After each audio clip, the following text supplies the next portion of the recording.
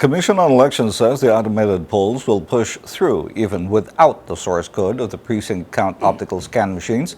And joining us in the studio is political analyst, author of Hacking Our Democracy, this book, Hacking Our Democracy, and member of the Automated Election System Watch, Dr. Rene Azurin, to shed light on the technical and complex issues surrounding the automated polls. Doctor, good morning. Thanks for joining us. Good morning, Jing. First question. We don't have a source code. Will our elections work? Well, the elections will be basically invalid, no, my position. Principally because there would be no transparency. The analogy in a manual election, representatives of the candidates and the watchdogs, etc., look when the ballot is open. Yes. And they see that the vote is correctly tallied. Yes. In an automated election, you cannot do that because you cannot see what is happening in the machine. No? Right. So the analogy to that is that the source code, meaning the instructions to the machine, are provided to the interested parties so that they can see that there is no malicious code embedded in the instructions, no? Which says, for example, remove one vote from this candidate and add one vote to this other candidate. Right. So when you don't have a source code, or when the public has not reviewed the source code, there is no way of knowing exactly what the machine is doing. No? And therefore there is no transparency, and transparency is a crucial aspect of having credible elections. No? So essentially what Brillantes is saying is that you just have to accept whatever results we will announce. Huh? Is this very fundamentally? This stems from a mistrust in the institution. Yes, and and it is a requirement of the law. No? In fact, the issue with COMELEC is that it has ignored and disabled or eliminated all the security protocols, all the safeguards that we citizens should have. No? Yes. So that we are not basically dependent on trusting COMELEC. No? As you know, election cheating in this country is a very robust and thriving industry. No? And there is an illusion that just because we automated the election, there will be no more cheating. That's not true. No? Okay. Your book is entitled Hacking Our Democracy. Can you hack into the automated system? Given time and incentives, yes. But time meaning? How long? Like? Well, the danger that I've been pointing out is that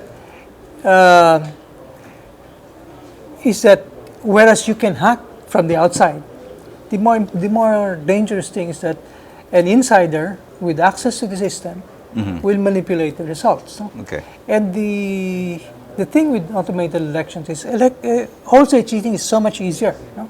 You just need one programmer, knowledgeable, and a few officials who will give him access. If you were going to hack this particular system, at what point of the process will you hack the system? You can cheat in various stages. No? You can alter the source code if you have access to the source code. Okay, you can you can alter the transmissions if you have access to the personal digital signatures. In fact, COMELEC has disabled the personal digital signatures. Okay. So the transmissions to the canvassing center cannot be verified or cannot be authenticated. No? You can alter the CF cards. The CF cards contain the instructions for appreciating a ballot, meaning it contains the coordinates of where the machine is going to read the shaded portion. No? Right. You change the coordinates a little bit, no, and it's not going to read that particular shade. No? So if you are a candidate with that particular position in the ballot, your vote won't get So read, at this point, who will have access to the source code enabled to be in a position to be able to hack the system at any point? The election officials. The Commission on Elections. So it's going to be an inside job. What about the source of the source code, the companies themselves? Sure. In fact, these programmers in the U.S. are being monitored, the ones who write the code, no? Because they are often the source of the of the knowledge of how to compromise the system. How easy it is, because we're talking about hacking the system. No? That's very easily said. But how easy really is it to hack the system? You said a little while ago, given time. What are we talking about in terms of time? Can you hack it beforehand? Can you hack it today? Yeah. If you hack it today, what are you going to do? You're going to alter the results? The source code. Source code. But the end results? Yeah. Well, Okay. it effectively it alters the end results. There is a. But in the end, you're going to have to see whether the results tally with the votes that were cast. Yes, if you can see, if you can open the ballot box and count, manually count and compare it to the automated count. All the ballots are still going to be at the Commission on Elections. Yeah, but you can't after open them. Let's say that there is a case. Yes, but That can be done. That can be done. No? Yeah. In fact, ultimately, the validation would be you open the ballot box and Correct. you compare it with the Correct. automated count. But the procedures are so laborious that you cannot open the ballot box. No? In fact, for example, in a recent case, no, a ballot box that was opened in Compostela Valley, no, it took 3 years Yeah. for that fellow to get the ballot boxes open. And when it was opened, it was shown that the results are reversed. The automated count had a different result from the manual count. No? So the problem is, if you can open the ballot box, Right. yeah, but you it cannot. takes time. But you Okay, can't. so we're here at this point, Dr. Azurin. We don't have the source code. What are we going to do? What are we going to do about the elections? The elections are on May 13th. That's just 11 days away.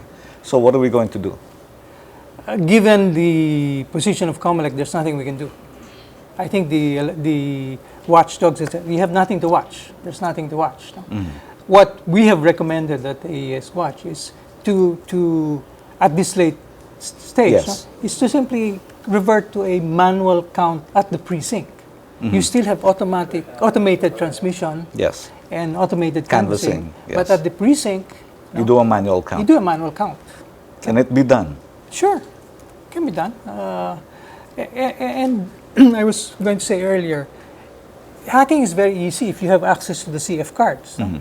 In fact, in a demonstration of a Finnish computer expert in the US, no? Yeah. He only introduced 5 lines of code into the CF cards and he reversed the results of the election. And you just need 2 minutes access to the To the system. system, no? And as pointed out by the officials, then the manipulation was completely undetectable. Okay, as a final question, Doctor. As a citizen, what can we do? We can demand that COMELEC reinstitute all the safeguards, such as the personal digital signatures. The source code reviews cannot be done anymore. It's a little bit too late for that in the game. But on election day, as a voter, what can we do? If you don't have manual counting at the precinct, there's nothing you can do. They can hack the system and nobody will know. We won't know. And that is the danger that I've been pointing out. You can hack the system, it's easy to do, and no one will know. No one will be, you and I will not be any wiser. Okay, Doctor. Thank you for coming to the studio. Thanks for your time. Dr. Rene Azurin joining us in the studio. His book, Hacking Our Democracy. Where's it available, Doctor? It's not yet in the regular bookstores, Okay. but it's in Solidaridad. Solidaridad. And UP bookstore. All right. UP Solidaridad. Take a look at the book and understand what Dr. Azurin is talking about.